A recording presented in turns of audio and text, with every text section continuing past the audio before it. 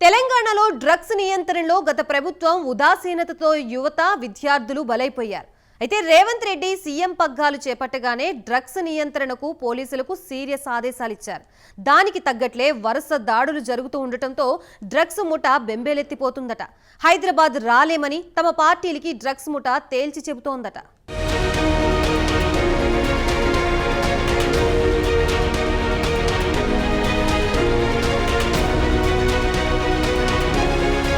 తెలంగాణలో డ్రగ్స్ ముఠాకు సింహ స్వప్నంగా మారింది రేవంత్ ప్రభుత్వం. ఎక్సైజ్ ఎన్ఫోర్స్మెంట్ శాఖ వరుస దాళ్లతో డ్రగ్స్ దందాపై ఉక్కుపాదం మోపింది. గత 10 ఏళ్ల క్రితం తెలంగాణ రాష్ట్రంలో డ్రగ్స్ పరిస్థితిని పరిశీలిస్తే రాష్ట్రంలో డ్రగ్స్ ప్రభావం చాలా తక్కువగా ఉండేది. రాను రాను మహానగరమైన హైదరాబాద్లో పబ్ కల్చర్ విపరీతంగా పెరిగింది. రేవ్ పార్టీలు, నైట్ పార్టీల మీద నియంత్రణ కరువైంది. సాఫ్ట్వేర్ ప్రొఫెషనల్ సంఖ్య గణనీయంగా పెరిగింది. హై క్లాస్ లైఫ్ స్టైల్స్లో డ్రగ్స్ ఒక భాగమైపోయాయని చెప్పవచ్చు. కొందరు సినిమా సెలబ్రిటీలు, మరికొందరు రాజకీయ ప్రముఖుల కొడుకులు, కూతుళ్లు డ్రగ్స్ సేవించే జాబితాలు అత్యధికంగా ఉన్నట్లు గతంలో వార్తలు వెల్లువెత్తాయి. దీంతో తెలంగాణలో గడిచిన దశాబ్ద కాలంగా డ్రగ్స్ దందా 3 పువ్వులు 6 కాయలుగా వర్ధిల్లి విద్యా సంస్థలకు కూడా పాకింది.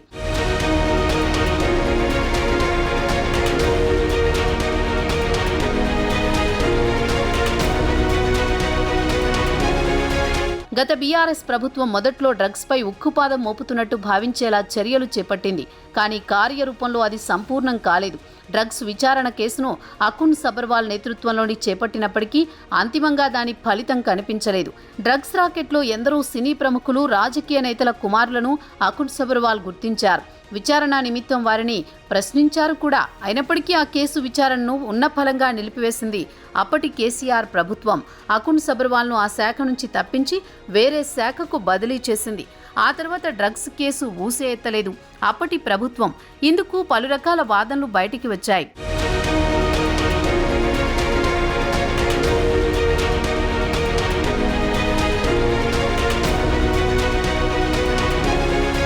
డ్రగ్స్ సరఫరా వినియోగంపై గత ప్రభుత్వం చూసి చూడనట్లు వ్యవహరించడంతో తెలంగాణలో డ్రగ్స్ వ్యాప్తి నానాటికి పెరుగుతూ వచ్చింది. గతంలో పబ్బులు, రేవ్ పార్టీలు, నైట్ పార్టీలకే పరిమితమైన డ్రగ్స్ వినియోగం గత 5 ఏళ్లలో ఇంజనీరింగ్, మెడికల్ కళాశాలల విద్యార్థుల వరకు వ్యాప్తి చెందింది. ఈ క్రమంలో రాష్ట్ర వ్యాప్తంగా జిల్లాల్లోకి కూడా డ్రగ్స్ వ్యాప్తి చెందినట్టు పలు ఘటనలు వెలుగులోకి వచ్చాయి.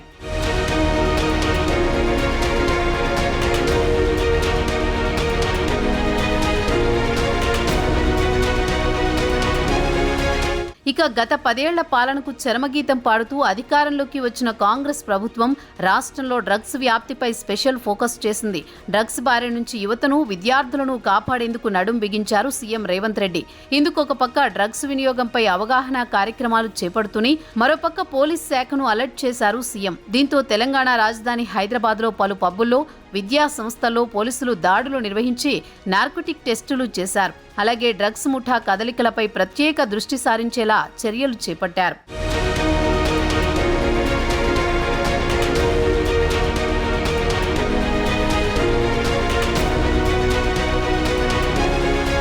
ఇక డ్రగ్స్ నియంత్రణకు కఠిన చర్యలు తీసుకోవాలని ఉన్నతాధికారులకు సీఎం రేవంత్ రెడ్డి ఇచ్చిన ఆదేశాలు సానుకూల ఫలితాలు ఇస్తున్నాయి.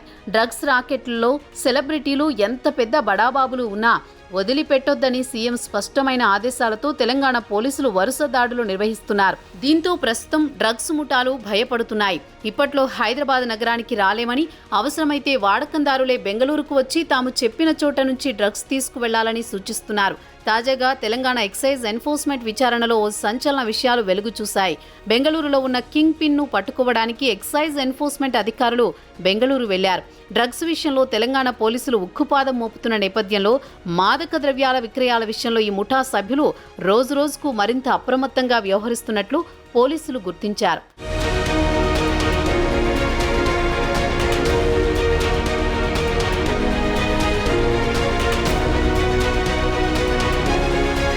సీఎంగా బాధ్యతలు చేపట్టాక రేవంత్ రెడ్డి రాష్ట్రంలో డ్రగ్స్ మాట వినపడవద్దని అధికారులను ఆదేశించారు.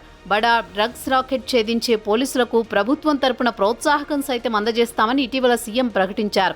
ప్రభుత్వం నుంచి స్పష్టమైన ఆదేశాలుండడంతో పోలీసులు పకడ్బందీగా తనిఖీలు చేపడుతున్నారు. ఈ పరిస్థితుల్లో హైదరాబాద్కు వచ్చి డ్రగ్స్ విక్రయించడం మంచిది కాదని భావిస్తున్న డ్రగ్స్ ముఠాలు క్రమంగా రూటు మారుస్తున్నట్లు తెలుస్తోంది. డ్రగ్స్ నియంత్రణకు సీఎం రేవంత్ కఠిన చర్యలకు పూనుకోవడంతో పరిస్థితులు అదుపులోకి వస్తున్నాయి. రేవంత్ ఆదేశాలతో డ్రగ్స్ ముఠా వెన్నులో వణుకు పుట్టి సరఫరాకు హైదరాబాద్కు రామంటూ మొరాయిస్తున్నారు.